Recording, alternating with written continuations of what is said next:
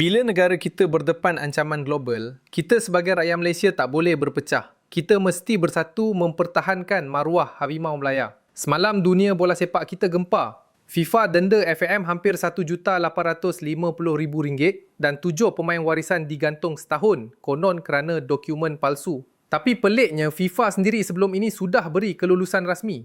Itu bermakna FIFA sudah semak, sudah vet dokumen, sudah buat due diligence sebelum benarkan 7 pemain ini turun mewakili Malaysia. Jadi kenapa sekarang tiba-tiba ubah fikiran? Siapa yang buat aduan sebenarnya? Tambah pelik lagi, FIFA umum hukuman terus ke domain awam sebelum proses rayuan pun bermula. Dari segi prosedur, ini tidak normal. Kenapa kali ini begitu tergesa-gesa? TMJ sendiri tunjuk bukti dan lontar persoalan. Siapa yang berada di New York masa sidang PBB? Malaysia ketika itu lantang bersuara tentang isu Gaza dan Palestin. Adakah pendirian kita buat kuasa besar tidak senang, lalu cuba tekan kita melalui FIFA?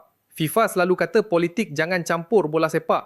Tapi sejarah buktikan sebaliknya. Rusia digantung selepas serang Ukraine tahun 2022.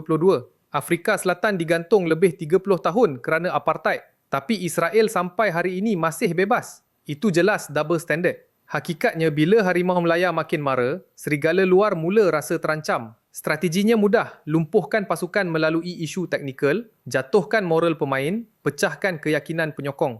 Inilah ujian maruah negara.